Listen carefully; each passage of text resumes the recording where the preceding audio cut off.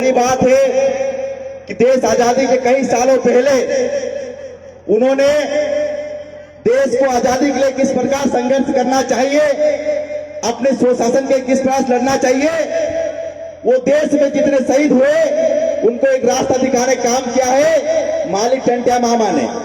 साथियों, यहाँ पर भाषण देने के लिए कुछ गाइडलाइन थी।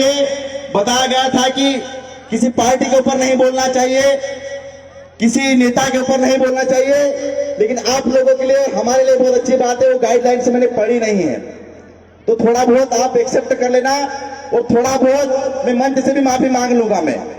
साथियों, इस देश में आप देख रहे होंगे आज किसी भारतीय जनता पार्टी के द्वारा एक गौरव यात्रा निकाल रहे हैं। जो लोग 20 सालों से सत्ता की मलाई खा रहे हैं वो हमारे घरों में आ रहे हैं और क्या बोल रहे हैं, जनजाति गौरव दिवस मनाओ। मैं इस मंच के माध्यम से टंट्या मालिक की इस धरती से मैं पूछना चाहता हूं मैं कि साथियों, 20 सालों से जिस मालिक को तुमने शहीद का दर्जा नहीं दिया, जिनको तुम आदिवासियों को नक्सली बोलते हो, जिनको तुम जनजाति बोलने में जनजाति बोलते हो, आदिवासी बोलने में तुमको शर्म आती है, जिनके युवा सबसे ज्यादा बेरोजगार है, हमारी माता बहनों के सर से आज गठरी नहीं उतरी है, उनको तुम बोल रहे हो कि आओ हम जनजाति गौरव दिवस मनाए। हम किस बात का जनजाति गौरव दिवस मनाए हम साथियों? आज आपने देखा होगा ये कैसा जनजाति गौरव हमारे घरों में जा रहे, कैसा मना रहे हैं। एक मालिक का एक पोस्टर बना हुआ था, उसमें राज्यसभा सांसद बैठा हुआ था सुमेर सिंह सोलंकी जी, और जिला अध्यक्ष बलवंत सिंह पटेल जी बैठे हुए थे। उससे बकायदा मालिक की पूरी खोपड़ी पर एक बोतल लगी थी पानी की। तो इनको सिर्फ हमारे शहीदों का सम्मान नहीं करना है, इनको सिर्फ राजनीति रोटी सेकना है।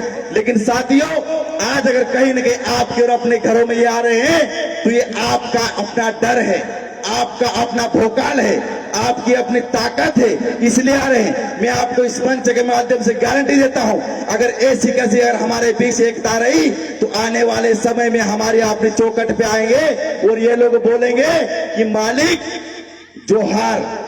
सिर्फ आज तो इनको हमने जोहार बोलना सिखाया है, इनको मालिक भी बोलना सिखाएंगे, हमारी चौखट पर आकर ये बोलेंगे। इसके लिए साथियों, हमको ऐसी कैसी एकता बनाए रखने पड़ेगा। साथियों, इससे बीच हम देख रहे थे गाना बज रहा था, यहाँ पे तमाम लोग भीड़ लग गई थी आसपास। साथियों, हम सबसे पहले, हमारी सबसे बड़ी कमजोरी है नाचने कूदने में, हम सबसे बड़े आगे रहते। अभी दादा जैसे भावलाल दादा ने बताया कि साथियों हमको बेचारी की मजबूत होना पड़ेगा, हमें को पढ़ना पड़ेगा। कितने लोग पढ़ते हैं यहाँ पे? अरे हम जब पढ़ेंगे नहीं हम उनसे क्या लड़ पाएंगे जो हमारे खिलाफ पूरा साहित्य बनाकर लगते हैं कि आदिवासियों को आदिवासी नहीं बोलना है। ऐसे ऐसे साहित्य भरे पड़े हैं और हमारे ही लोगों को पढ़ाते हैं और हमारे ही लोगों को हमारे सामने खिलाफ करते हैं। तो हमको वास्तविक साहित्य पढ़ना पड़ेगा, हमको सुनना पड़ेगा। हम मानते हैं हमारे यहाँ कोई मरता है तब भी नाचते, शादी में भी नाचते, चढ़वाई में भी नाचते, तमाम जगह पर नाचते, लेकिन सबसे बड़ी प्राथमिकता देना चाहिए साथियों हमें सुनने के लिए। 6 किलोमीटर दूर से आए साथियों, सबके अपने बीवी बच्चों, सबके अपने काम होते।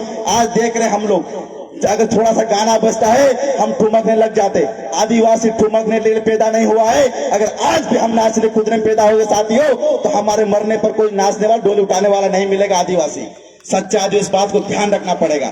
इसके लिए हमें वैचारिक मजबूत होना पड़ेगा, हमारे अपनी ताकत बनना पड़ेगा। साथियों, हम देख रहे हैं अभी जो यात्रा निकल रही थी, हमारे बहुत से साथी लोग गए और राहुल गांधी जी की यात्रा में। साथियों, मैं आपको इस मंच के माध्यम से बताना चाहता हूं, ऐसे पार्टियां कहीं आएंगी, ऐसे नेताएं कहीं आएंगे, लेकिन हमको जब तक हम रोड पे मजबूत नहीं हो पाएंगे। आपको क्या लगता है शिवराज सिंह चौहान आज हमारे चौखट पे आ रहा है तो क्या उसको वोट के लिए आ रहा है? वो हमारे डरता है, हमसे कांपता है, इसलिए इतने बड़े राज्य से अपने शीश महल को छोड़कर हमारे बीच आ रहा है, क्योंकि उसको डर है कि अगर ये आदिवासी आज जाग गए, ये बड़ा कार्यक्रम हुआ है इसलिए आज आए हैं। तो साथियों, टाइम का मैं माफी चाहूंगा, टाइम का थोड़ा कमी थी, इसके लिए इतनी बात करके अपनी बात को यहीं पर अपना विराम दूंगा।